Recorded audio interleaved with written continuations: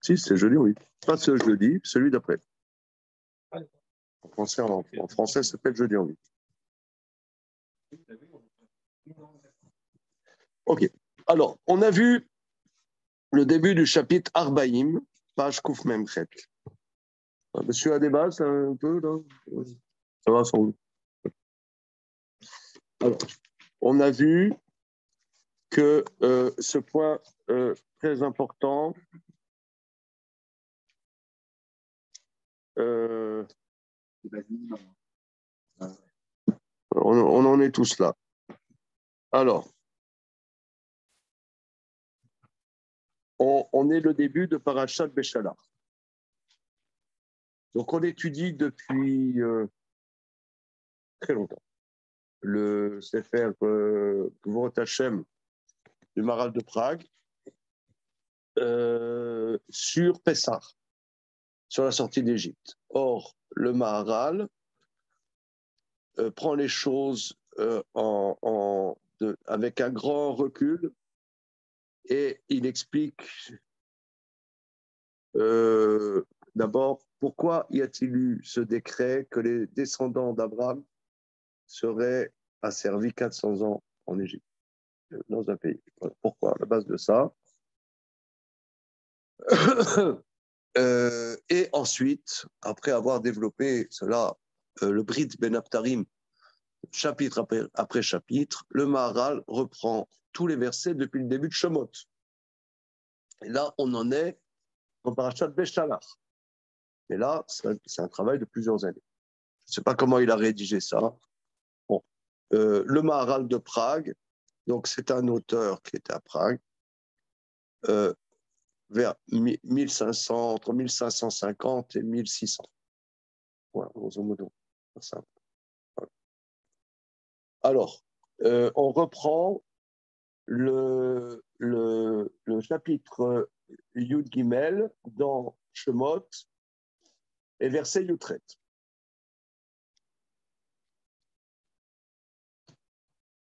Chapitre Yutret, pasuk Yutret. Yasev Elokim et Am derer Amidbar Yamsouf. Il a fait détourner Dieu, le peuple, dans le chemin du désert de la mer des joncs. Voilà. Alors, il va expliquer ensuite qu'est-ce que c'est Chamushim. Il y a plusieurs explications. Onkelos traduit Zrizim. Une seconde.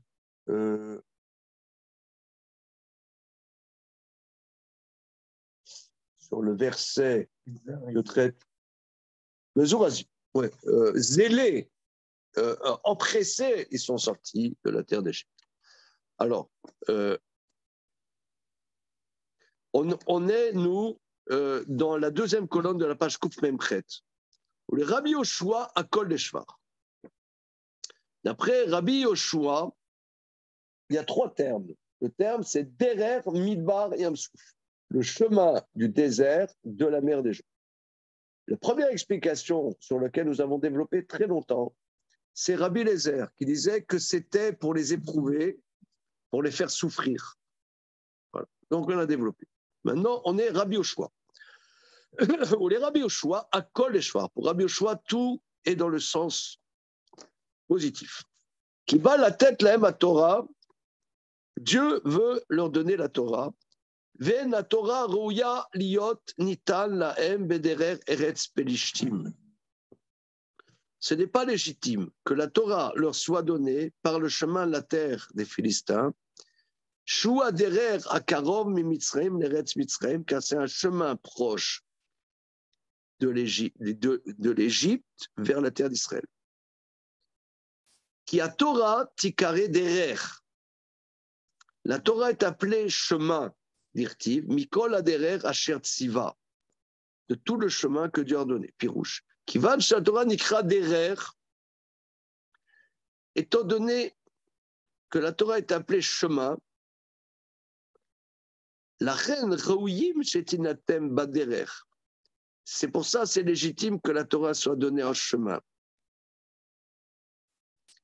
ואם הולכים בפשוטה, לא היה אפשר להינתן התורה בארץ מצרים, בארץ גויים אחרים, כי בארץ ישראל.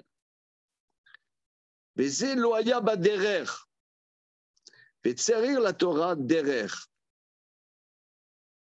Alors là, les mecs, celui qui m'explique, je fais un stand innovation, je traduis.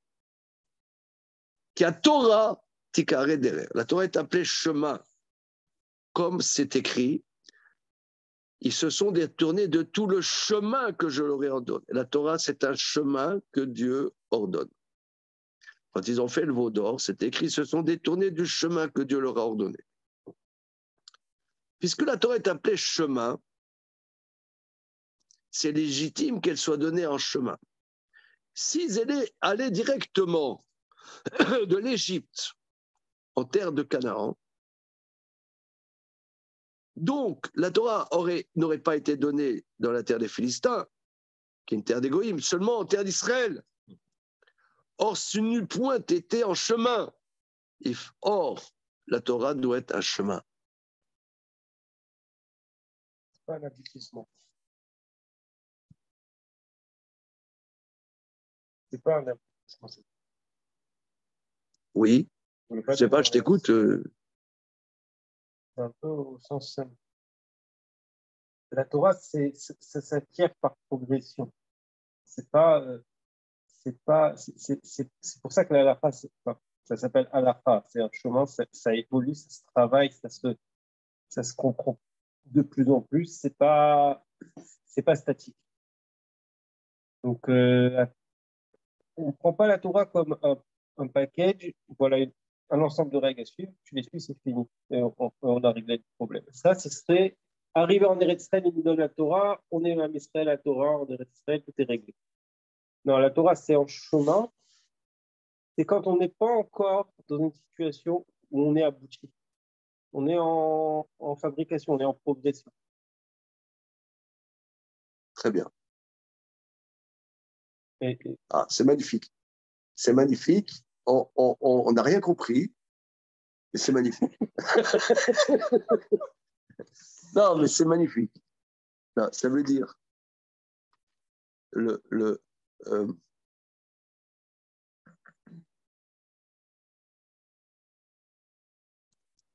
l'âge spécifique pour étudier la Torah, c'est les jeunes adultes, adolescents, grands adolescents et jeunes adultes, parce que sont en chemin. Je constate ça. Ouais. T'enseignes la Torah à les baptêmes, hein, bon, on est un peu plus ancré. ancré. On est plus rigide, on est moins ouvert à redécouvrir ce qu'on avait préconçu. Donc la Torah ne peut pas être donnée en terre d'Israël parce que ils sont installés. Bon, la Torah, et c'est un chemin. Alors, la donner dans la terre des Philistins, c'est pas possible parce que c'est terre des Goïms. Donc, une terre qui n'appartient à personne, c'est une terre qui n'est sans terre, sans procession, c'est le désert. Voilà. Et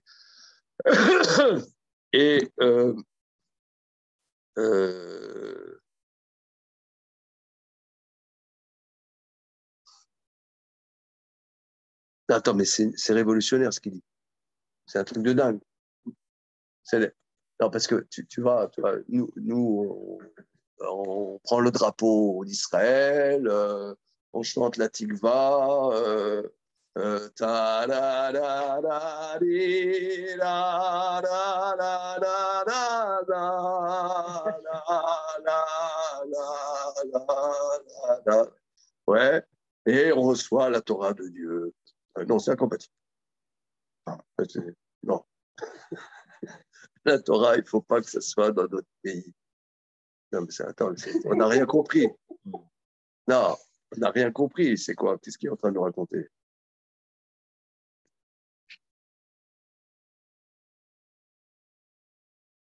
Alors, c'est quoi la Torah alors? On ne s'est jamais posé la question pourquoi on l'a reçu en chemin. Moi, C'est bizarre. j'en ai discuté il n'y a pas tout à l'heure avant de venir avec lui. De quoi? De quoi? En train de lui dire la, la chronologie de comment se passe la vie d'un homme, ça ressemblait beaucoup à la chronologie de l'histoire de la Torah. Je dis d'abord, on est dans un Eretz Israël.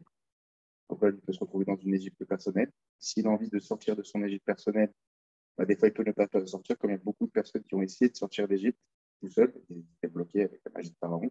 Ils ont eu besoin d'un Moshe. Ensuite, ils sont sortis, et c'est pas pour autant que ça en était fini. Donc, alors, ils ont eu affaire avec Pharaon qui s'est encore plus renforcé.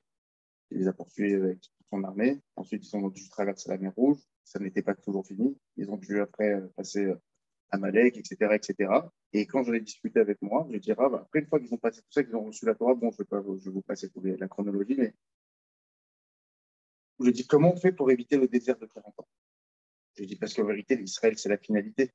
Donc, en vérité, comment on pourrait faire si l'homme il ressemble à cette chronologie avec des montées et des descentes? Comment on peut faire pour éviter? C'est quoi la faute qui a engendré ces 40 ans de désert? Comme ça, peut-être que dans la vie, on peut gagner du temps pour éviter de tourner en rond avant d'arriver à un truc qui était tout simple. Oui, mais alors, il a l'air de dire que c'est très bien de tourner en rond, tu vois. Et donc, en vérité, c'est ce qu'il m'a dit. Voilà, Ce qu'il m'a dit, c'est qu'en vérité, toute la Torah, en vérité, c'est le désert qui te permet d'arriver en Eretz Israël. Ça veut dire que la finalité, tu peux arriver à la finalité. Je peux m'exprimer peut-être avec un machin qui avait donné à Ben Chetri dans un cours. Il avait dit qu'il voulait un secret pour être musclé. Il y a un Chinois qui. Oui, attends, une seconde. J'aimerais comprendre déjà qu'est-ce qu'il dit le monsieur là. Ouais. Ok. Donc là, on ne sait pas qu'est-ce que c'est la finalité. Reprenons qu'est-ce qu'il dit. Reprenons qu'est-ce qu'il dit. Il est la Torah, c'est un chemin. Voilà. C'est un chemin. Donc le chemin, tu ne peux pas le donner en terre d'Israël. Tu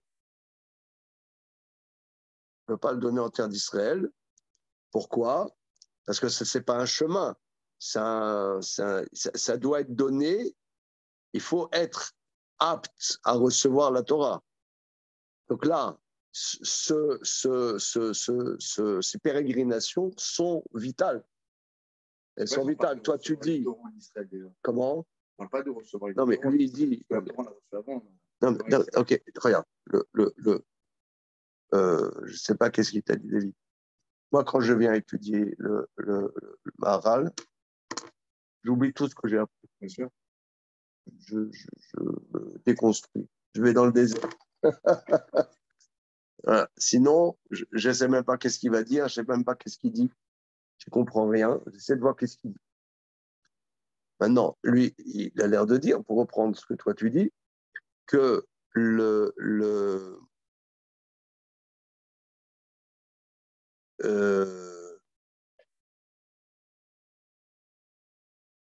il y a Eretz Israël, Akadosh Baruch Hu nous sort d'Égypte, comme on dit le soir du Seder, qu'il nous a sorti d'Égypte, etc., d'une main forte, pour nous amener à la terre d'Israël, la terre qu'il a promis à nos pères. D'accord.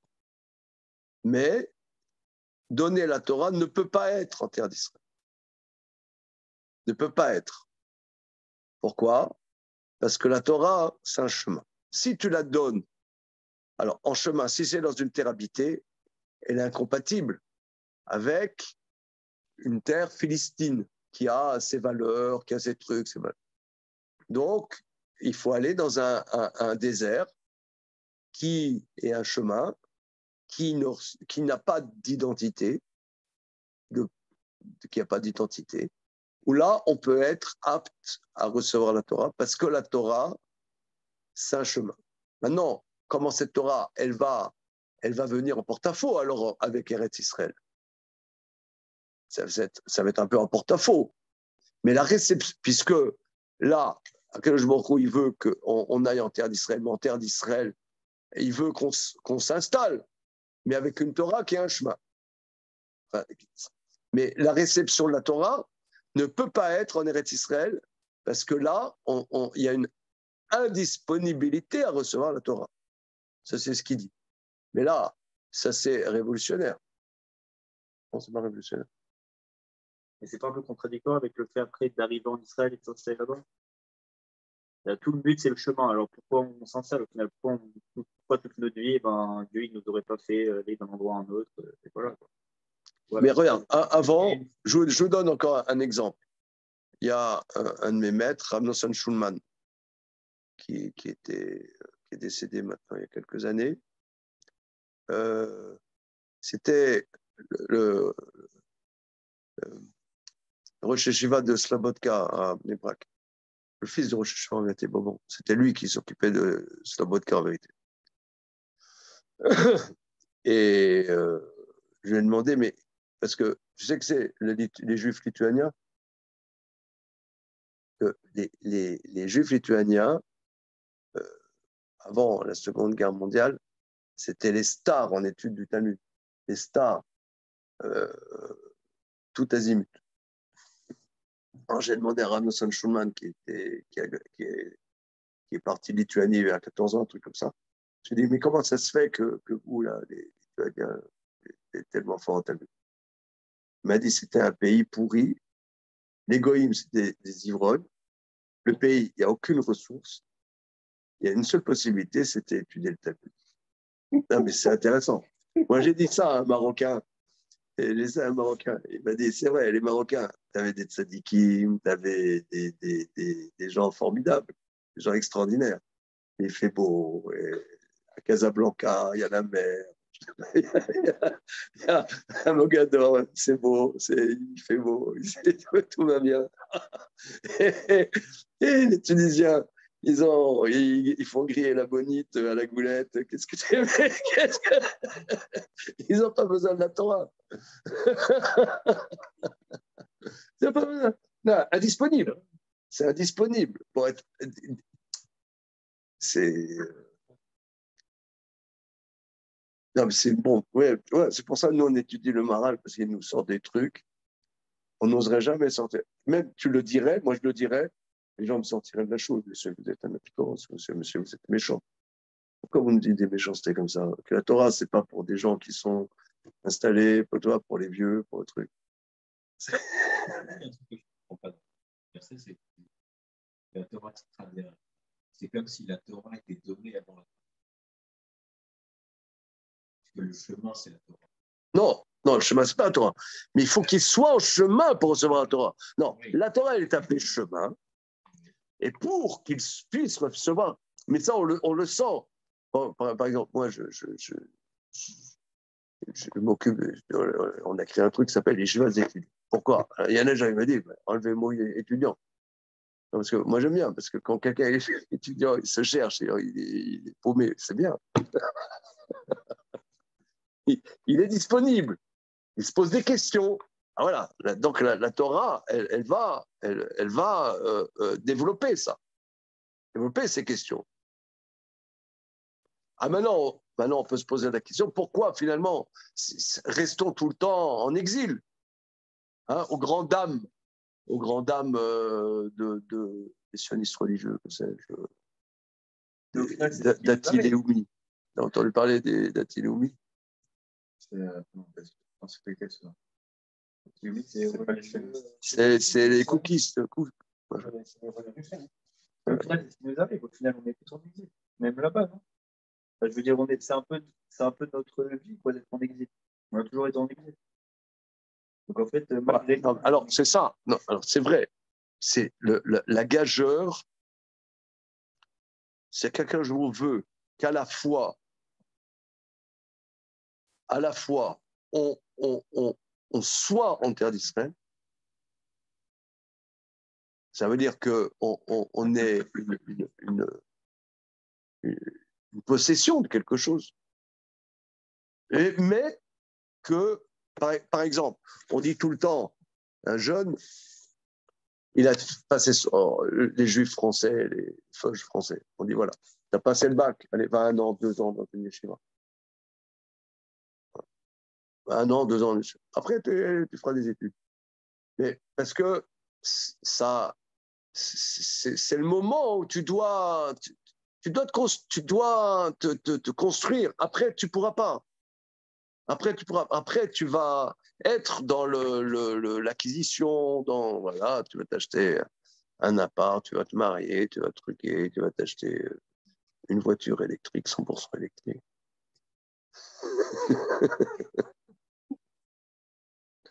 Mais la Torah que tu auras apprise, elle va te bousculer un peu tout ça. Le but, c'est pas qu'on reste des shnemil. Shnemil, tu sais ce que ça veut dire, shnemil en yiddish? Imagine. Des shra, tu vois. Ouais. C'est pas le but. C'est pas le but d'être des shra.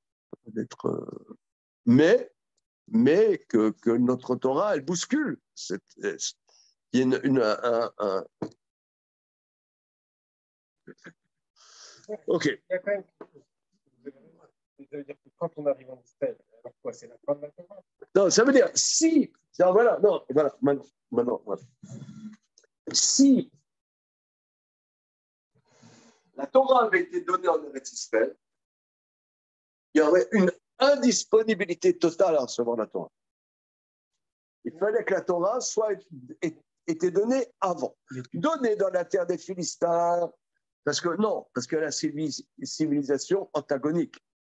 Donc, obligé d'aller dans un désert où il n'y a pas de civilisation pour être en chemin et être disponible de recevoir la Torah qui est aussi un chemin. Qui est aussi un chemin. Voilà. Mais une fois qu'on a reçu la Torah, alors là, on peut aller en terre d'Israël. Pourquoi faire? Pour prendre possession de la terre d'Israël. Mais la Torah qu'on a reçue avant, je dirais qu'on a reçue quand on était disposé à la recevoir, va bouleverser ça. Va faire que par exemple, il y a des villes de refuge pour les assassins, ou il y a la Shemitah, voilà. Mais si on était rentré dans la terre d'Israël, on était dit maintenant, il faut faire la Shemitah, on aurait dit, on n'en veut pas de cette Torah. On ne veut pas de cette Torah, on ne peut pas cette Torah, c'est pas possible. Mais d'ailleurs, vous voyez bien, en Israël, tu as des religions. On regarde par exemple le juif français. Ici, en France, le parisien, juif parisien. Souvent, voilà, ici en France, il mange cachet, il met ses enfants à l'école juive, bon, il est religieux, comme ci, comme ça. Il fait son alia, il devient plus religieux. Et ses gosses, ils sont plus religieux. La majorité. Il n'y a plus besoin, on est chez nous. On n'est plus disponible à recevoir la Torah. Je ne dis pas qu'en Israël, il n'y a pas de religion. On a vu, là, l'enterrement de Raphaël Kanevski, il y en avait plus que 3 ou 4. Hein. Mais vous avez pas vu mes enfants, là, les photos en bas, là, t'as vu?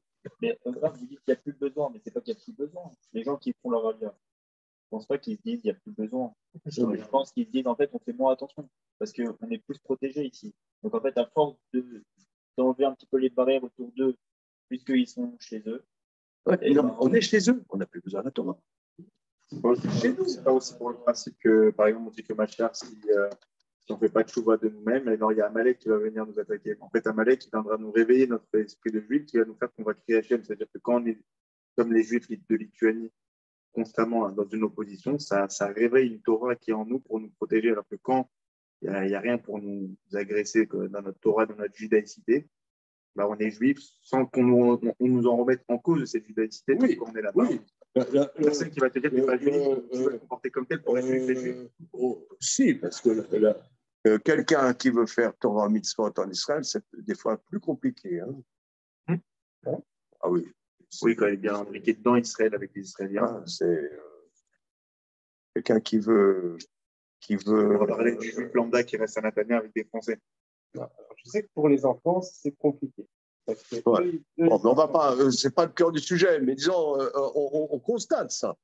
On constate que, disons, je reprends ce que toi tu es, Eliaou, hein, c'est vrai que là-bas, on n'a plus de contradictions, on n'a plus de confrontation, mais aussi on est chez nous, on a la sensation, on a notre armée, on est chez nous. Le facteur armée en Israël, c'est hyper fort. Hein. l'armée. C'est très, très fort, l'armée. On est quelqu'un, on a quelque chose. Comment? On a quelque chose sur quoi s'appuyer. Voilà, on a l'armée, on est chez nous, on a nos industries, nos entreprises, voilà. Donc, il y a une indisponibilité à la Torah. Indisponibilité. Mais ça, c'est le Maharal qui le dit. Moi, je dis rien. Hein. Moi, j'ai aucune opinion. Je ne sais pas. Non, mais la question, elle revient pas. Il y a... Après Matan Torah, la suite, c'est on va en faire un fait. Donc, on est censé en faire quelque chose de cette Torah. On est resté quand même, malgré tout. Voilà. Oui. Mais, tu vois bien qu'une génération après Josué, ils ont abandonné tout. Le verset le dit. Donc, à quel moment il nous demande quelque chose de terrible. Une génération après, à la mort de Josué, le verset dit, ils ont abandonné tout. Et c'est ça ce que Dieu voulait. Il voulait qu'il y ait cette tension, qu'il y ait cette... est-ce que cette Torah de chemin, on va l'intégrer à l'intérieur de quelque chose qui n'est pas intégrable? C'est une gageure, c'est une gageure. C'est une gageure énorme. Et ça, si vous voulez, moi, je le lis dans le Maharal. Je le lis dans le Maharal, que le Maharal dit que la Torah est assez chemin et qu'il ne pouvait pas la donner en terre d'Israël parce que c'était antagonique, ce n'était pas possible. Hein? D'où la question, qu'est-ce qu'Akadosh il veut alors en rentrant en Eretz Israël? Okay. On continue.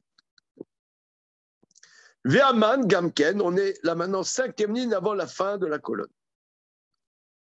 Ve'aman Gamken, Natan lahem bamidbar, Dafka metam delaïlek. Et la manne aussi leur a été donnée dans le désert, pour la raison, dit plus haut, Shekol advarim abilti tivim em bamidbar. Toutes les choses qui ne sont pas de l'ordre du naturel sont dans le désert.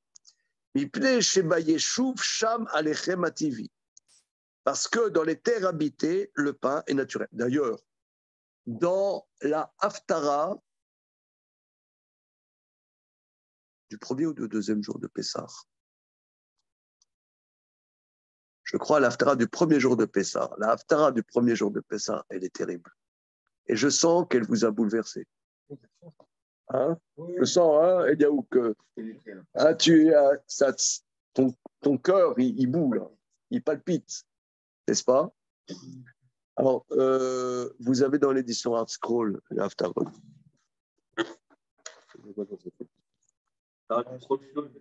Premier ou deuxième jour? Je crois que c'est le premier jour.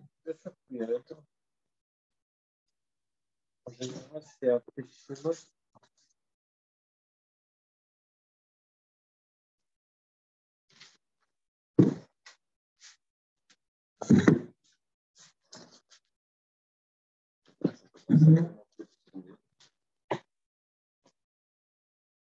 Non, ça fait penser que la question, quand même, plus tu la poses, plus ça te fait développer d'autres.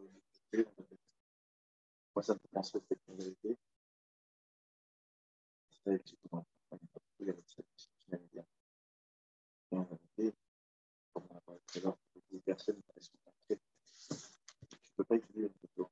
Donc, la Torah doit être dans un chemin de renouvellement constant. C'est ça qu'on veut dire tout à l'heure. Donc, en vérité, la Torah va t'apprendre que tu fais pas. Alors, tu l'as trouvé? Alors, Haftara, Rosh Hashanah. Tu l'as trouvé? 1280. Comment? 1280.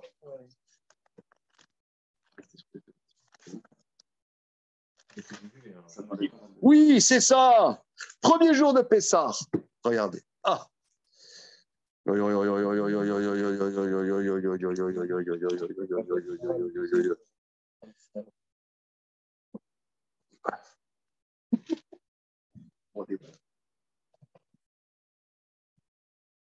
Donc, page 1289 de l'édition, voilà, qu'on a, 1289, le verset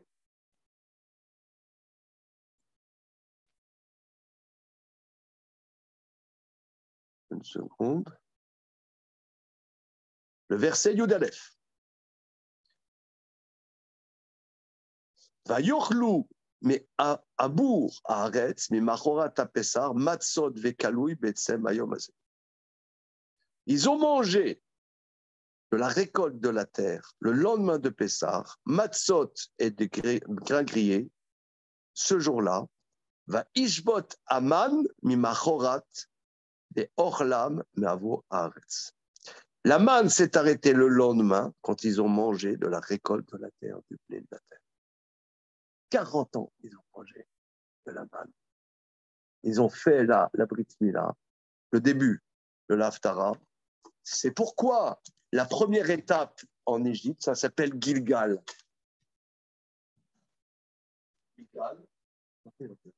Parce qu'ils ont fait la Brit Mila. Pour arrêter de faire dans le début. Ils ont pas en Égypte avec nous. Non, ça fait 40 ans. 40 ans qu'ils ont. Alors, ils ont des enfants, donc ils font la Brit Mila. Ah oui, alors. Avant de sortir d'Égypte, ils ont fait la Brit Mila. Comme on a vu dans des chapitres précédents. Ils ont fait la Brit Mila. Ils sont sortis d'Égypte. Mais à partir de la sortie d'Égypte, ils n'avaient plus le droit de faire la circoncision aux enfants, parce que comme ils sont en voyage, c'est dangereux. Donc 40 ans, ils étaient en voyage, ils n'ont pas fait la circoncision. Et là maintenant, ils rentrent dans la terre d'Israël. La veille de Pessah, Dieu leur dit, voilà, vous avez fait là, à l'endroit qui s'appelle Gilgal. Un truc de fond, qu'est-ce qu'on dira. Donc, ça se trouve que les problèmes. Bon, ok. Faut voir. Ok. C'est des étudiants de Torah. Un circoncis. C'est où? Attends, regarde, il ne faut pas non plus être idolâtre de la circoncision. Je te raconte un cas. Il y a quelques années, j'ai un ami qui s'appelle monsieur Alex Rosine. Tu connais l'histoire d'Alex Rosine? Non, peut-être que ça va me revenir, mais ça me dirait. Alex Rosine est un monsieur qui est né en Pologne en 1940-41. Mauvaise idée de naître à ce moment-là en Pologne. Très mauvaise idée. Et il a été caché par ses parents dans des familles polonaises, une famille polonaise de paysans. Ok. Ses parents ont disparu de la circulation. Après la guerre, il y a des organismes juifs qui ont cherché dans tous les villages des juifs, des petits gosses. Ils savaient dans des registres qu'il y avait des gosses juifs qui étaient dans tel village, tel village, tel village. Et ce monsieur, il a été recueilli par une famille à Londres. Il a grandi, ce monsieur très très pieux. Un sadique, vraiment, je connais, c'est un ami. Et il nous a raconté son histoire. Colline, c'est un sadique dans son étude ou genre un sadique dans sa personne? C'est un sadique, je ne sais pas, monsieur juif sadique. Donc, on va essayer de me représenter ce que j'ai par rapport à ce qu'on a parlé. Et alors, je l'ai invité quand on était rue Cadet et qu'il nous raconte son histoire. Parce qu'il ne racontait pas son histoire, mais subrepticement, comme on allait dans la même choule, rue Paffroy, subrepticement, un détour, j'ai compris qu'il avait une histoire à raconter, il me l'a raconté, il faut que vous la racontiez. Quand les Allemands ont conquis la Pologne en été 1939, donc ils ont fait des persécutions tout de suite. Les rabbinim m'ont dit, tout garçon qui naît, interdit de lui faire la circoncision jusqu'à nouvel ordre. Interdit de faire la circoncision jusqu'à nouvel ordre. Et ce petit gosse-là, maintenant il a 80 piges, je ne sais pas quoi, ce petit gosse-là, il nous a dit qu'il a été sauvé grâce à ça. Que les Allemands, ils sont allés dans les petits villages, ils ont baissé les pantalons, ils ont vu qu'il n'était pas circoncis, ils l'ont laissé. C'est la raison pour laquelle ils ont attaqué. Comment? Oui, c'est quand même. Interdit rabbinique de faire la circoncision. Donc, il nous a raconté ça, mais il y avait 50 personnes, on était.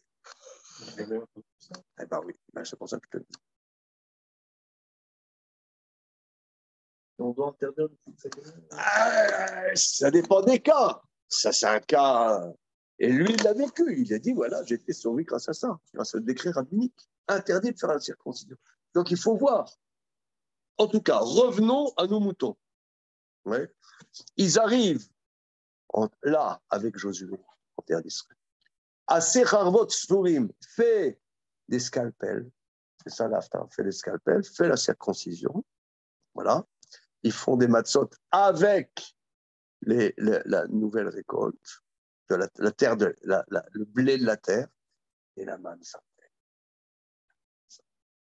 Mais la manne s'arrête quand eux, ils font la circoncision. D'ailleurs, la part dans la terre d'Israël est liée à la circoncision. D'où un problème métaphysique. C'est un contentieux avec les musulmans sur place, parce qu'eux aussi font une certaine circoncision. Certaine.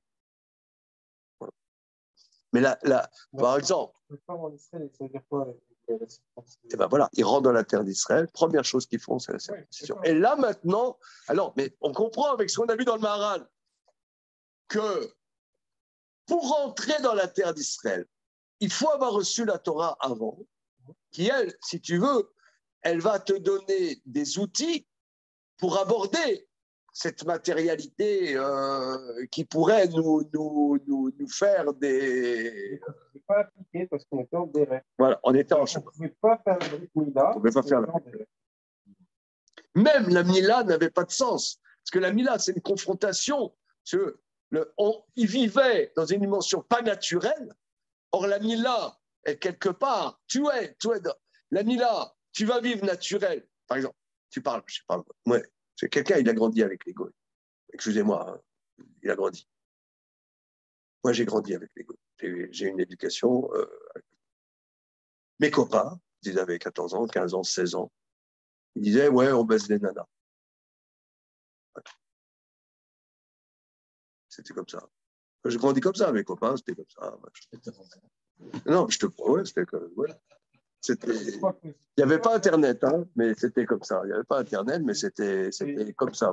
Les potes, c'était comme ça. 15 ans, 16 ans. Comme ça. Ouais. En tout cas, quoi qu'il en soit. Mais quand tu fais la Brit Mila, ce qui pourrait, pour la plupart de l'humanité, percevoir comme naturel, pour nous, la Brit Mila nous fait percevoir que je dois faire quelque chose avec c'est pas que la naturalité. La relation entre un homme et une femme, c'est de la gdoucha, c'est autre chose. Donc là, il rentre dans quelque chose qui pourrait être naturel. C'est la terre d'Israël. Première chose, Brit Mila, qui a été donnée par la Torah. Mais quand eux, ils étaient dans le désert, où ils n'étaient pas confrontés, si tu veux, avec cette naturalité, la Brit Mila n'était pas vraiment pertinente. Ils vivaient complètement dans quelque chose qui n'était pas naturel. Mais la Brit Mila trouve vraiment, d'ailleurs, on dit dans le Birkat Amazon, dans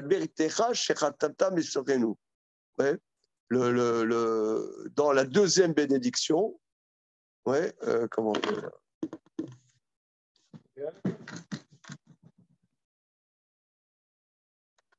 et la Gemara, elle dit que le Birkat Amazon, si tu n'as pas dit Bérit, tu ne peux pas dire cette bénédiction. Tu n'es pas qui de la bénédiction. Tu as sauté la Béritera, tu n'es pas qui de cette bénédiction. Parce que la deuxième bénédiction du Birkat Amazon parle de la terre, donc il faut mentionner c'est marrant d'ailleurs le Brit. avant la Torah, donc c'est pas Val Beritera chez Atardam Bishsarenu, Val Torah Tera chez Matan.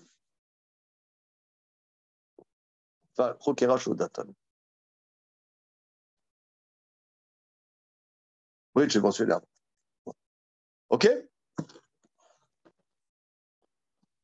Alors, en tout cas, la manne leur a été donnée dans le désert. Chez Kol Advarim Abilti Tivim et Mabid. Mipne chez Beyeshuv. Parce que dans les terres habitées, là, il y a le pain naturel. Comme on voit ici dans l'Haftara du premier jour de Pessah, c'était un choc. Ça a dû être un choc cosmique. La manne s'arrête. Non, il faut travailler la terre. C'est ouf, ça. Non, mais ils en avaient marre de la mer. Non, mais quand on dit en avait marre, c'était sur 600 000 hommes, tu en avais 50 qui en avaient marre. C'est pas que tout le monde en avait marre. Ouais, bon, c'est pas que tout le monde en avait marre. Moi, j'en avais pas marre. Juste comme vous avez dit, en chemin, si vous avez été plus que 3 jours en chemin, c'était des fois ils campaient pendant un mois. Oui, mais ils ne savaient pas. Oui, Ils ne savaient ils pas savaient quand pas. ils devaient Ils partir. ne savaient pas quand ils devaient partir. Oui, à tout moment. Ils pouvaient à tout moment être prêts à tout moment. Continuons. Avabamidbar, Shamlo Timsa, Lechem Tivi. Et dans le désert, tu ne trouves pas un pain naturel. Vechen, Anissim, Shasa Kadosh Baruch Hu Imahem Akol Bamidbar. Tous les miracles que Dieu leur a faits, tout était dans le désert, au Beyam Souf, et dans Yam Souf, Vélo Beyeshuv, et pas dans les terres habitées, à Olam, Beyeshuv à Olam, à Kol Metam Deraïd. Chez Kol Advarim Ayotsim Minateva Sharim Lamidbar, parce que toutes les choses qui sortent du naturel sont reliées au désert. Vomnam, Zachar Rakatu Velu Shlosha Dvarim Letam Nifla.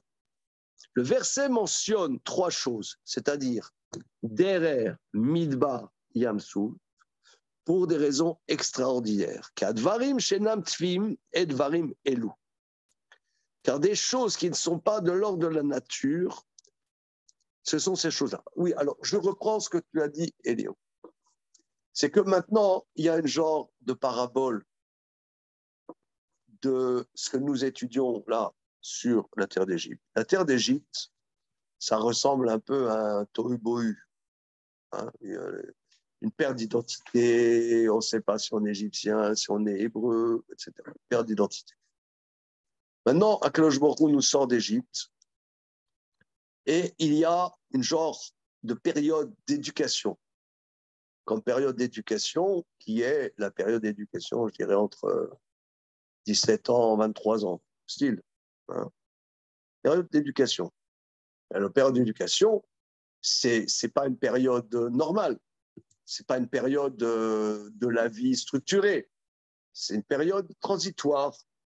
Et il y a la période transitoire où les enfants d'Israël vivent une dimension qui n'est pas du tout de l'ordre de la nature. S'ils étaient en Égypte dans l'ordre de la nature, maintenant, c'est plus du tout de l'ordre de la nature. Et les choses qui ne sont pas de l'ordre de la nature sont 3. Aechad, Shinouy Ateva Bilvad, Leachiv ou Lafsid, Kemo Rov Nissim Shenasu Lahem. Il y a 3 manières de choses qui sortent de la nature. Première chose, un changement de l'ordre de la nature, de détruire, de perdre. Ça, c'est la majorité des miracles. Deuxième chose, Shinui Beria Yotsa Begeder Abria. Deuxième dimension, quelque chose qui sort complètement des lois habituelles des créations, comme la manne, Shaya Beria Yotsa Begeder Shearabriot. Comme la manne est une création qui sort de l'ordre des autres créations. Vashlishi, troisième chose, d'avoir chez nos TV, fait nos chinouilles. Quelque chose qui n'est pas naturel et n'est pas un changement. Kemo à Torah. Chez Nathan Lahem Hashem Ilbarar chez Nativit. Ben basé Shinou Yotse Megeder. Rag Shatora Sichlit Venzeteva. Encore une fois. Troisième chose, quelque chose qui n'est pas naturel, mais qui n'est pas un changement. Donc on reprend. Il dit le Maharal, il y a 3 dimensions. Première dimension, quelque chose qui sort de l'ordre de la nature, c'est un miracle. Modification des lois de la nature. Ouais, oui, Voilà. Chez nous, il y a Teva. Chez nous, il y a Teva, changement, mais par exemple, la mer qui s'ouvre, mais pour détruire la nature. Voilà. Les 10 plaies. Voilà. Les 10 plaies, c'est le deuxième, qui sort complètement des lois naturelles. Pas vraiment. Pas vraiment. Tu as des grenouilles. Tu as des grenouilles, tu n'as pas des Hittites. Tu n'as pas des petits Martiens qui arrivent attaquer les Égyptiens. Ça reste dans leur. L'eau se transforme en sang. Alors, l'eau ne se transforme pas en sang, mais le sang, ça existe. Donc, il y a un changement qui, quelque part, Qui reste dans la nature. Pervertit l'ordre de la nature. Ça change, ça détruit l'ordre habituel de la nature. Comment ? Il n'y a pas eu de nouveauté dans. Il a utilisé des choses qui existaient déjà pour. Des choses qui existent. Les bêtes sauvages, c'est pas normal que les bêtes sauvages arrivent comme ça dans la terre d'Égypte et s'arrêtent juste à la terre de Goshen. On l'a vu ça. Ça, c'était un vrai prodige. La grêle à une période qui n'est pas la grêle, etc. Tout ça, l'obscurité, c'est pas normal. Mais quelque part, c'est encore de l'ordre de la nature, mais ça pervertit l'ordre de la nature. Deuxième chose, quelque chose qui est complètement pas dans la création habituelle. Et troisième chose, quelque chose qui n'est pas un changement de l'ordre de la nature, qui n'est pas un changement, mais qui n'est pas du tout naturel. C'est la Torah qui est entièrement sechel, intellect. Donc la Torah, dans la nature, on pourrait dire, elle est soumise aux lois de la nature, aux instincts. Même un homme qui va essayer de construire des théories, mais ces théories, elles vont peut-être justifier ses instincts, comme beaucoup de théories. L'homme n'est pas libre, son intellect. Mais la Torah, c'est un intellect libre, qui n'est pas soumis à l'ordre de la nature. Ça, c'est ce qu'il a l'air de dire. Hein? Voilà. Et quand la malote, Kanou, Israël, Bamidbar. Tous ces niveaux, Israël acquis dans le désert. Aven d'Avarze. Vers Aven, Shenikrat Torah Derer. Comprend que la Torah est appelée chemin.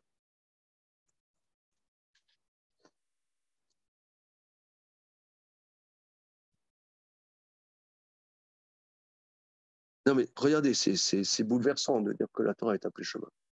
C'est bouleversant parce que la Torah, ça demande une disponibilité. Si moi j'ai déjà mes idées fixes, tu n'apprends pas la Torah. La Torah, c'est quelque chose qui va t'apprendre quelque chose de nouveau. C'est des chilouchim. Donc ça va bouleverser les choses dans ta vie. Mais il faut être disponible à ça. Si tu n'es pas disponible, bon bah. C'est quoi disponible? C'est ouvert d'esprit. Elle va avoir un esprit qui peut changer, qui peut s'adapter. Regarde, je te donne un exemple. Ici, on est rue Henri Murger. Moi, j'adore les gens de la communauté. Hier, ils ont fait une soirée. J'étais à cette soirée. Ils sont adorables. Je les adore sur les 2 jours. On boit la bourra, on mange la damprout, on est heureux, tout va bien. Mais, par exemple, si tu leur dis un devin, je te donne un exemple. Moi, je suis ashkenaz, je ne sais pas si tu as remarqué, mais c'est comme ça. Je n'ai pas fait exprès. Il y a un de mes élèves qui est marié avec la fille d'un des messieurs importants de cette communauté ici. À la Brit Mila, ils m'ont demandé de faire la bracha. J'ai fait la bracha, comment ça se passe que le monsieur, il m'a engueulé. Qu'est-ce que c'est que cette conversation? Le mec, il m'engueule. C'est pas juste, là. Il m'engueule. Qu'est-ce que c'est? Attendez pas.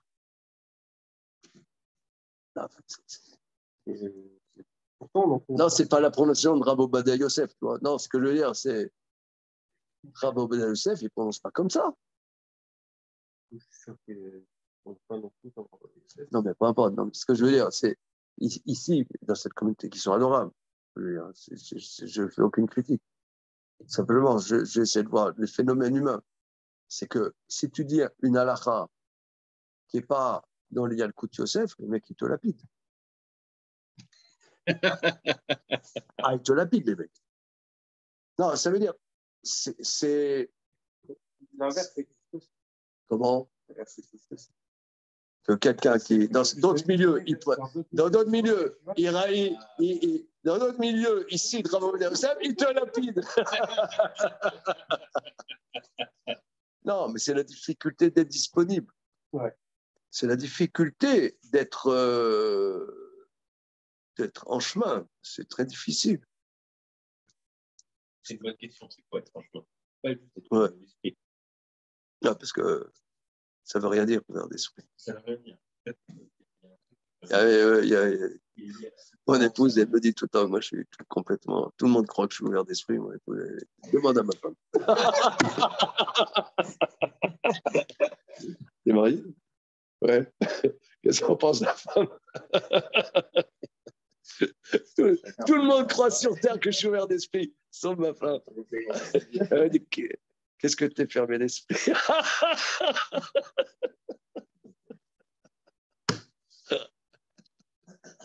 D'ailleurs, c'est marrant d'ailleurs que la Torah, elle ne nous a pas laissé camper même dans un même endroit. C'est-à-dire qu'en gros, c'est la capacité à toujours se décamper. C'est-à-dire on décampe, on reprend de nouvelles bases. C'est-à-dire que la Torah, elle doit s'adapter dans un nouveau milieu, dans un nouveau makom. Absolument.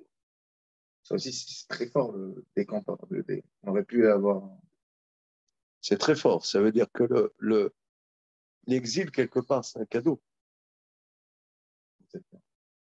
Alors, le judaïsme d'Afrique du Nord a été complètement ressourcé par le fait d'être déraciné. J'ai quitté mon pays, j'ai quitté ma maison, mais grâce à ça, disons, le judaïsme d'Afrique du Nord, il a dû se renouveler.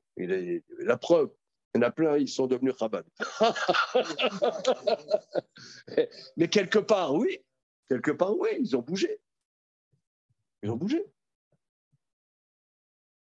T'as pas plus ça? Non, le passage d'Afrique du Nord en France, je ne sais pas si il a été si que ça. Bien sûr. C'est sûr que oui. Ouais. Moi, je suis convaincu que la Shoah, c'est un cadeau pour le monde ashkénaze. Ça a permis quelque part, ça a fonctionné depuis des siècles et des siècles et des siècles et des siècles et des siècles.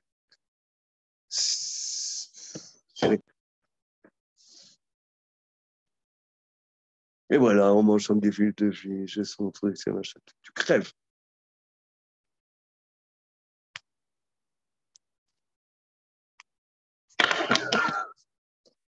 Comment ça t'a pas plu, ça? Pas...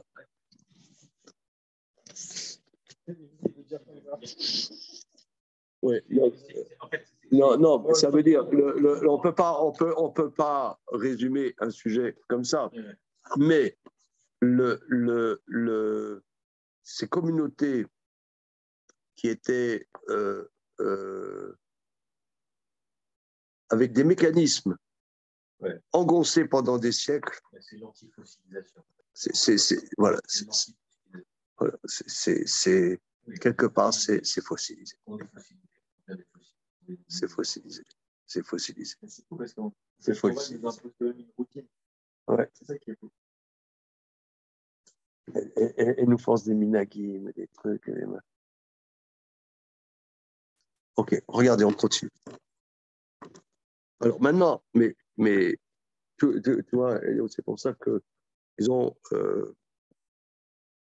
nous, dans notre centre, on étudie beaucoup du Maharal, parce que, justement, ça nous rafraîchit. Il nous dit des choses, ça fait 500 ans, en vérité, c'est des bombes. Des bombes. Moi, j'ai besoin de ça. J'ai besoin pour secouer l'oranginate, quoi. Juste pour trouver comprendre encore ce qu'il dirait une fois. Il y a des rêves, c'est pour une Torah. Bamidbar, c'était la manne. Yamsouf, il n'a pas expliqué. Yamsouf, c'était les Nissim, mais il n'a pas expliqué. Il a mélangé un peu Bamidbar et Yamsouf. Ouais, on va voir, on va continuer. Voilà. Vaven shenikra ta Torah derer. Comprend en quoi la Torah est appelée chemin.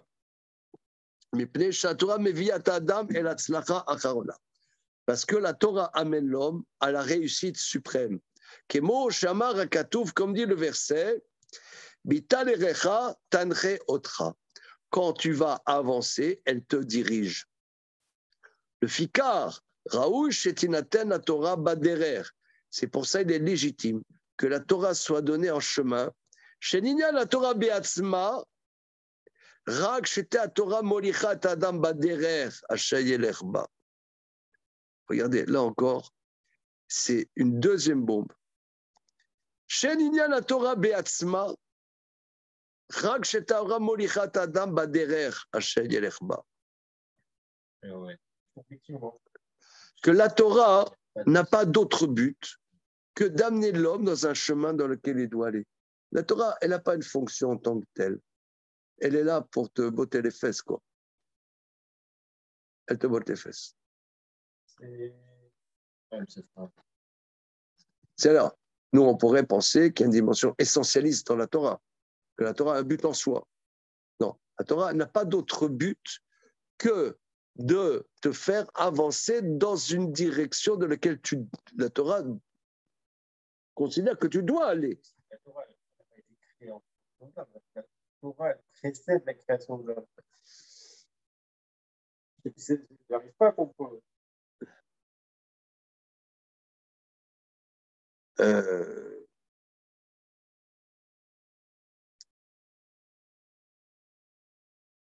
Alors, je reprends ta question, Jonathan,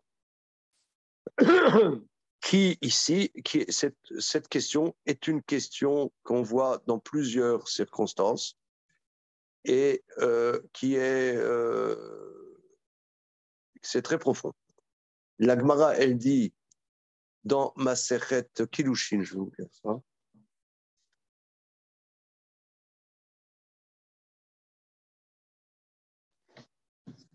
Est-ce qu'on n'aurait pas un Mishkan si on n'aurait pas fait l'Ouda? En réalité, c'est à la faute du Mishkan. Là, c'est une faute parce que la Torah s'est adaptée au niveau du Mishkan. Si on n'aurait pas fait l'Ouda, est-ce qu'on aurait pu s'étirer? Est-ce que c'était prévu? Voilà la question.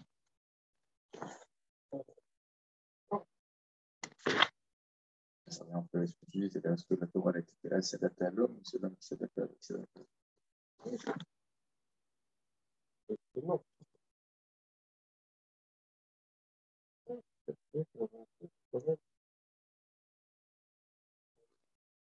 Moi, ça me perturbe.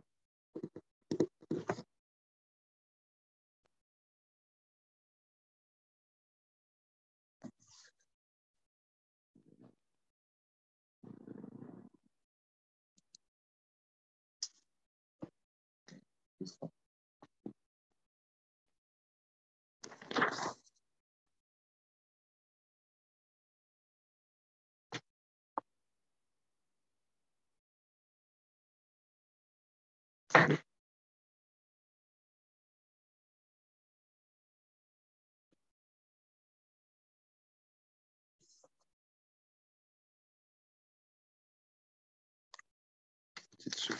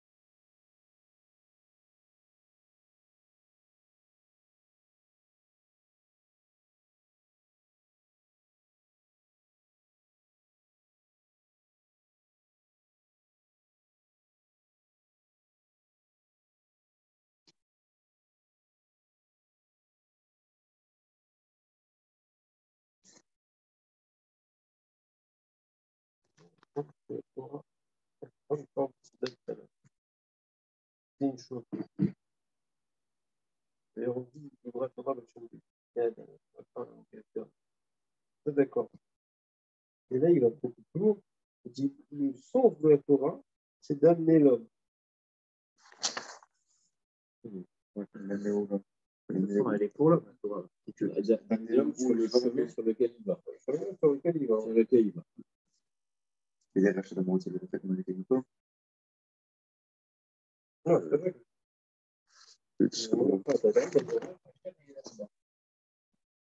c'est vrai.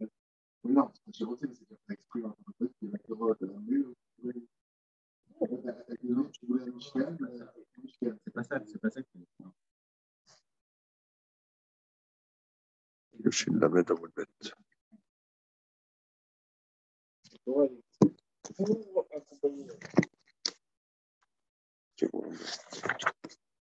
Voilà. Voilà. La flamen à bout de bête dans Kiddushin, la Gemara dit, la Gemara, regarde, c'est une Gemara célèbre dans Kiddushin, la Lamed Amoud Bet. Karamar Akadosh Baruch Hu, Israël. Banaï. Barati Yetzerara. Barati lo Torah Tavlin. J'ai créé le Yetzerara et j'ai créé la Torah. C'est l'antidote au Yetzerara.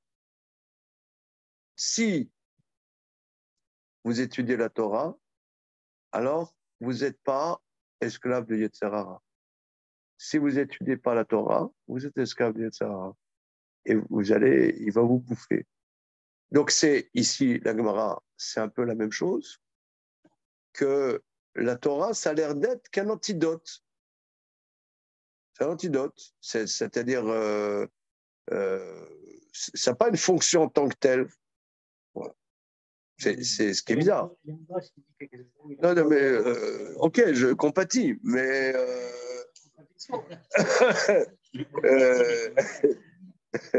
je compatis, mais en tout cas, ça a l'air d'être un peu dans ces eaux-là. Qu'est-ce que je peux faire? Que là,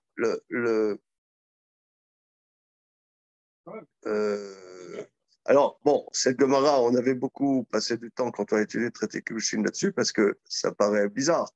Tu as énormément, je ne sais pas combien on est de milliards d'individus et combien il y a de gens qui étudient la Torah, donc c'est mal barré, quoi. Mais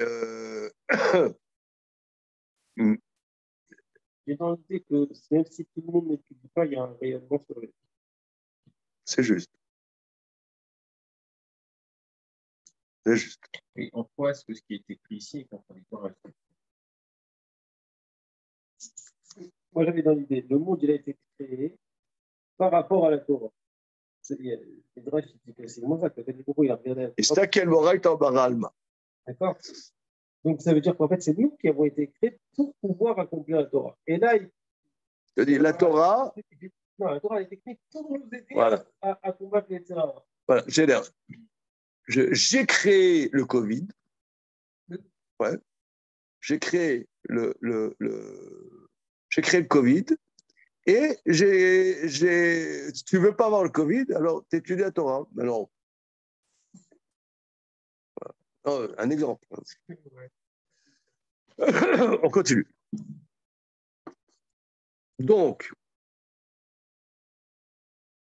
chez Ninyan la Torah Batsma, je vais me le souligner dans mon texte. Chez Ninyan la Torah Beatsma, la Torah n'est que par elle-même seulement qu'elle amène l'homme vers le chemin dans lequel il doit aller. Comme dit le verset, Vodatem et aderer asher yalchou. Tu leur feras savoir le chemin dans lequel ils iront.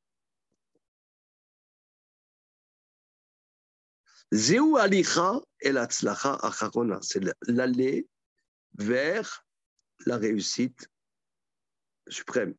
La Torah, gamken doma l'aderer binyan acher.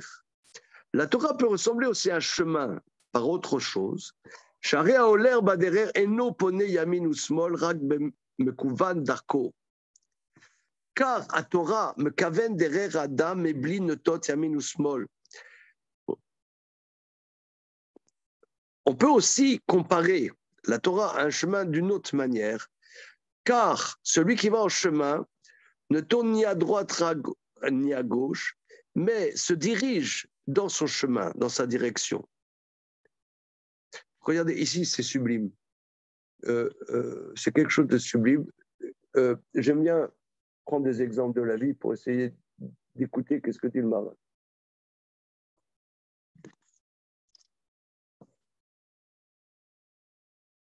Il y a des gens qui me racontent leurs problèmes dans la vie. Je dois aimer ça, d'écouter un peu. Je dois aimer ça. Être un peu voyeur. Et là, je me raconte une histoire.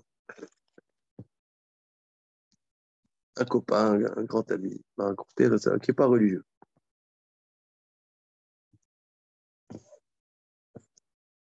Il me raconte un souci qu'il a, machin. Est-ce que je vais épouser telle femme ou non? Est-ce qu'on s'entend bien? Est-ce qu'il a réglé ses problèmes par rapport à ceci, il a réglé ses problèmes par rapport à ça, machin. En termes psychologiques.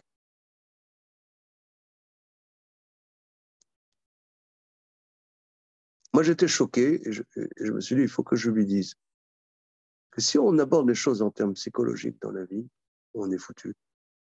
Bon, il y a Sigmund, il a lancé ça il y a 100 ans, c'était la psychanalyse, maintenant les thérapies, les trucs, les machins. Bon.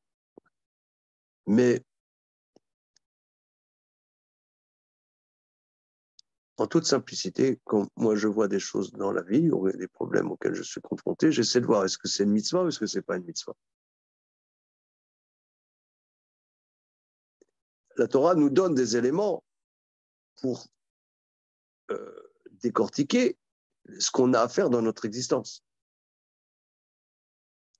Je vous donne un exemple simple. Il y a X années, je reçois 2 faire-part pour 2 mariages le même jour. Un mariage d'un élève à Paris, un faire-part pour un mariage d'un élève à Bnei Brak. Qu'est-ce que je fais? Qu'est-ce que je fais? Je prends le 5 janvier, ouais, 18h, mariage à Paris. 5 janvier, 18h, mariage à Bnei Brak. Les 2, c'est des élèves. Qu'est-ce que je fais? Qu'est-ce que vous faites? Comment? Lequel vous préférez? Non, je rigole. Moi, comme ça, j'aurais répondu. Comment? Comme ça, j'aurais répondu. C'est quoi ton argument?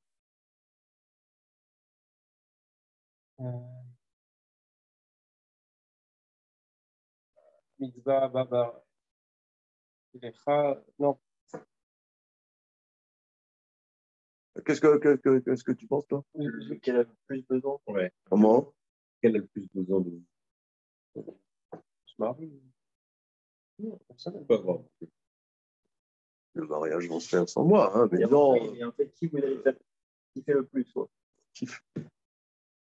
Dans les deux cas, il y a une mitzvah. Là, j'ai une Mitzvah, qui est c'est un là. élève. Les deux, Là, c'est j'ai des une élèves à mitzvah moi. qui est là-bas. Les deux, c'est des élèves à moi.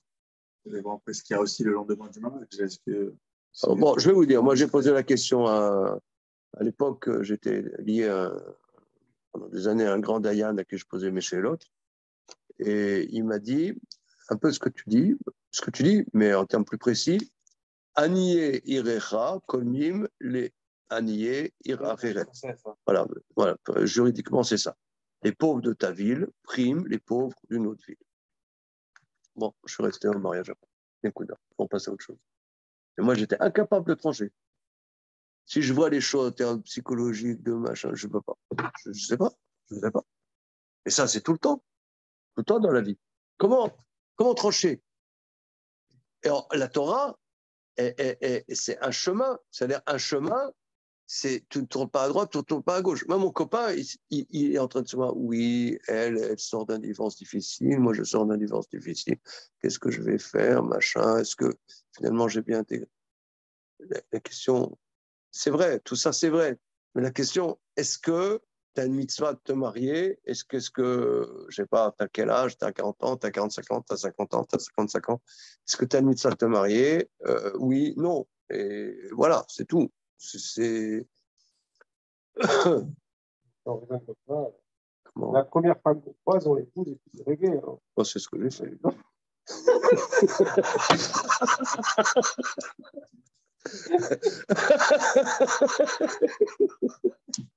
Je montre mes cheveux. Mais bon. En vrai, de vrai, moi. Alors voilà. Alors de quoi tu te plains?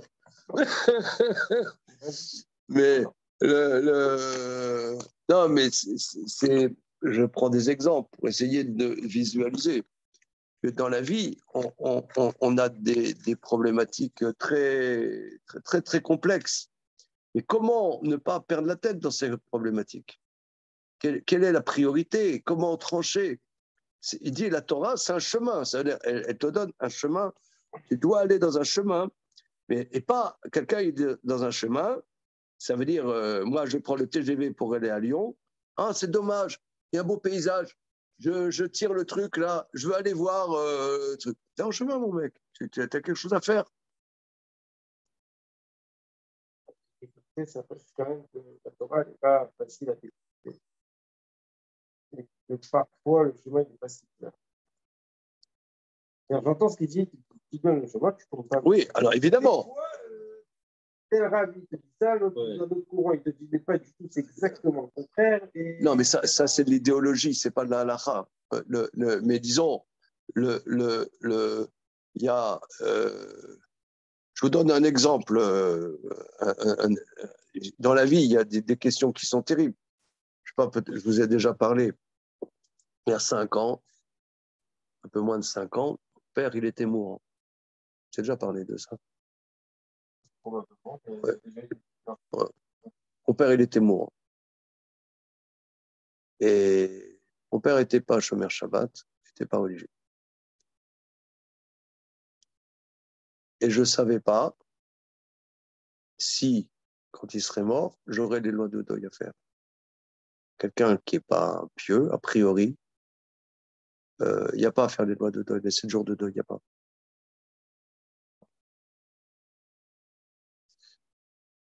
Et moi, je ne savais pas, parce que mon père, il était une personnalité complexe, et je ne savais pas. Et j'avais un gros problème, c'est un énorme problème. Est-ce que j'ai fait les lois de deuil ou pas les lois de deuil? Alors, quand il était mourant, j'étais en Israël et j'ai eu la chance de voir un Talmid Racham qui a pris tout son temps pour que je lui explique le contexte, qui était mon père et tout ça.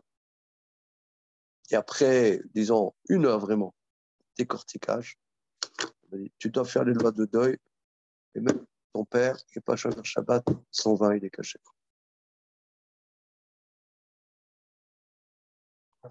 Bon, c'est toute une histoire. Non, mais c'est toute une histoire. Mais c'est énorme. Vous savez pas pourquoi les fois vous avez compétence.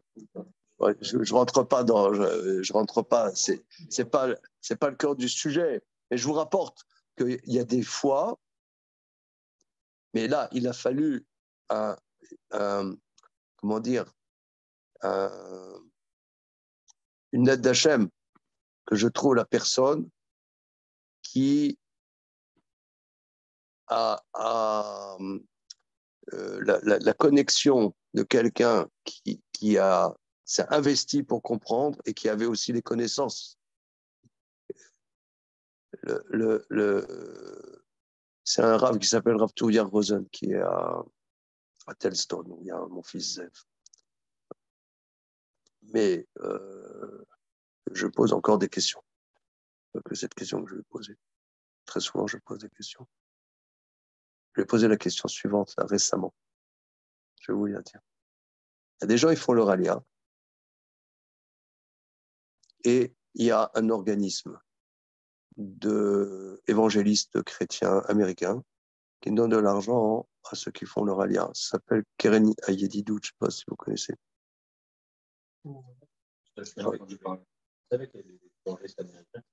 Qui donnent beaucoup plus que l'argent de l'État Israël. Alors, alors, alors, j'ai posé la question sur Rav Touya Rosen. Est-ce qu'on a le droit de recevoir? On a eu des longs échanges. Vous voulez savoir le résultat? Oui. Ouais, mais bon, c'est pas non plus le sujet. Mais c'est l'argumentation. Comment? Ça a circulé que non. Oui, mais j'ai demandé à deux Dayanim avec qui je suis en contact pour décortiquer cette question. Et il parlait en clavier ou Comment? Il parlait de terme clavier ou pour. Non, c'est pas pour moi, mais c'est pour quelqu'un de précis, oui. Donc c'était précis pour quelqu'un. Est-ce que cette phrase s'attribue à tout? Il a dit, les deux ont dit, Keren a dit tout un peu. Voilà. Encore autre chose, une autre question que j'ai posée récemment, pour vous dire que il y a quelqu'un que je connais qui a un fils qui est, les médecins disent schizophrène. Mais cette personne que je connais, qui est juive, Schizophrène, c'est double personnalité. Ouais. Qui a des visions, qui entend des voix, oui. tu vois, entend des voix, possédé, on pense qu'on dirait. En langage simple, on dit comme possédé. Voilà. Et une amie juive a dit qu'elle consulte une exorciste française qui peut exorciser cet enfant et enlever le problème d'esprit. Est-ce que c'est un alors comment Quel rite Non, c'est une Goya. Oui, c'est parce qu'elle va invoquer alors, c'est bon. Mais, non, je vais vous dire, c'est des questions qui se posent à moi presque quotidiennement. Mais, mais tout ça pour dire, qu'est-ce que je vous rapporte ça? C'est que ces sujets, il faut savoir, c'est comme ci et c'est pas comme ça. C'est-à-dire, il faut se dépatouiller. C'est-à-dire, oui, peut-être réciproquement. Comment cette personne n'invoque pas des noms d'impureté. Il y a une chouva très célèbre. Je suis assez expert dans ce sujet, mais ce n'est pas le cœur du sujet. On en avait parlé. On a déjà parlé. Mais alors, j'ai posé cette question toujours. Voilà, mais ce n'est pas par des noms d'impureté. Mais la conclusion, c'est qu'il faut demander à des tzadikim. Il y a aujourd'hui des tzadikim qui s'y connaissent. Pas besoin de rentrer dans des chemins qui ne sont pas cachers, qui ne sont pas forcément interdits. Mais on a déjà parlé de ça. Voilà. Mais en tout cas, et quelqu'un peut s'enlever de lui-même cette chose-là? Non. Dans la Torah, par exemple.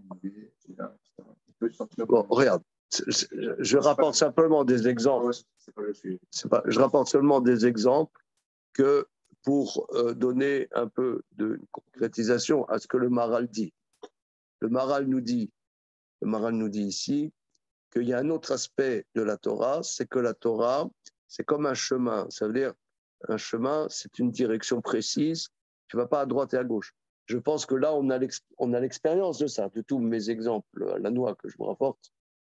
C'est pour vous donner qu'on a l'expérience que pour Hachem, il y a des chachamim, encore faut-il les connaître, encore faut-il les fréquenter, voilà, il faut avoir les contacts et avoir la confiance, parce que moi j'ai constaté qu'au fil des années, par exemple, pendant 15 ans, je suis proche d'un rav, où il a la disponibilité, etc. Après, la vie change. On n'a plus forcément de langage commun. Ça se passe. Peut-être il n'est plus aussi disponible, ou moi, non, moi aussi, ou je ne sais pas quoi. On perd le contact. Après, il faut trouver quelqu'un d'autre. C'est pas tout le temps monolithique. On continue. Car la Torah me kaven derer adam eblin tot yamin ushmol. De la même manière, la Torah dirige l'homme sans se pencher à droite et à gauche. Pour m'ébler, la Torah doma la derer. Étant donné que la Torah ressemble à un chemin, raoui, chetinaten la Torah baderer, c'est légitime que la Torah soit en chemin, que fiche la Torah beatzma chez derer, comme la Torah elle-même, c'est un chemin. Alors ensuite, Chabushim alou, ils sont montés Chabushim. Qu'est-ce que ça veut dire? Bemechilta, Donc la Mechilta, c'est le Midrash Halacha qui est sur le Sefer Shemot. Melamed, chez Yatsu Israël, Bechamisha Mine Zayin. Ça nous enseigne qu'Israël sont montés d'Égypte avec 5 sortes d'armes. Rashi rapporte, Chabushim, première explication, si je ne m'abuse, Mezurazim. Alors.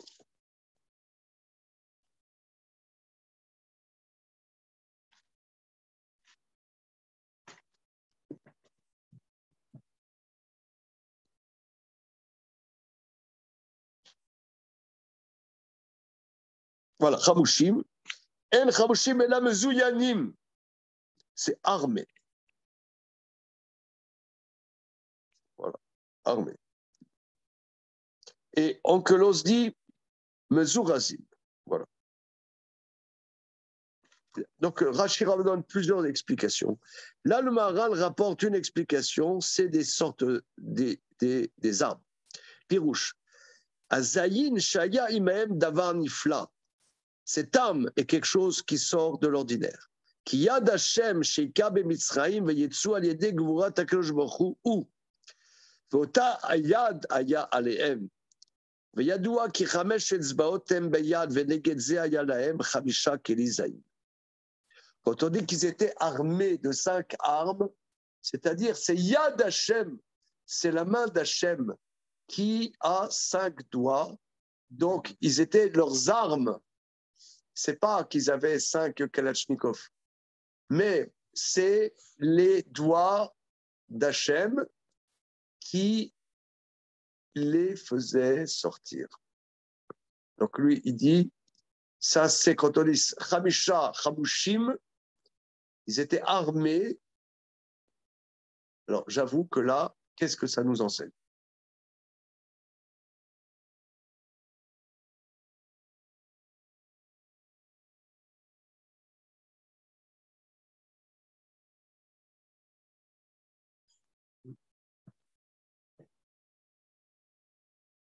C'est la même Yad qu'ils ont vu à Yancy. C'est-à-dire d'Agdoïlo.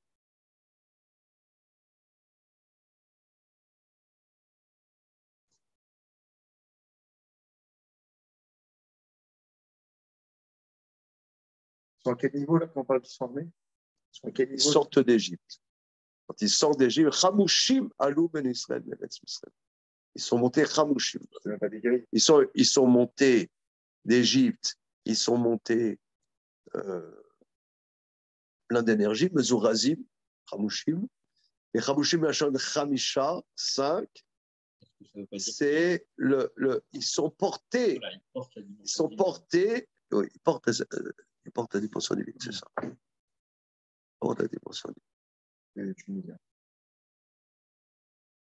Le 5, ça. Non, mais c'est vrai, il y a du folklore, mais ça doit avoir une source. Quand on dit le Khamsha, etc., c'est une source. C'est quoi ces 5 doigts? Voilà, j'aime imaginer le lien effectivement entre l'habitude tunisienne d'invoquer le chiffre 5 et les Khamouchim.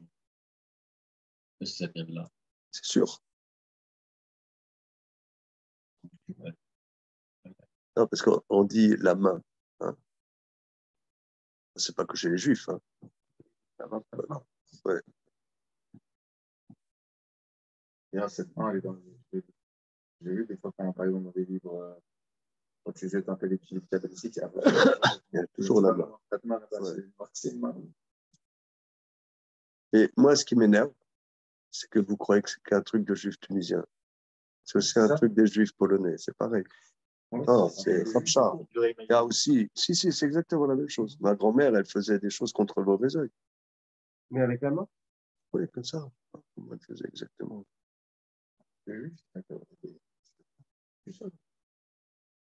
Qu'on a gardé en Minac beaucoup. Voilà, c'est ça. Ça s'est popularisé. Maintenant, essayons de qu'est-ce que c'est ces dimensions de la main, qu'est-ce que ça représente. Donc, ils sont entourés, parce qu'entourés, on dirait c'est 4, c'est pas 5. C'est quoi? Qu'est-ce que ça représente, la main?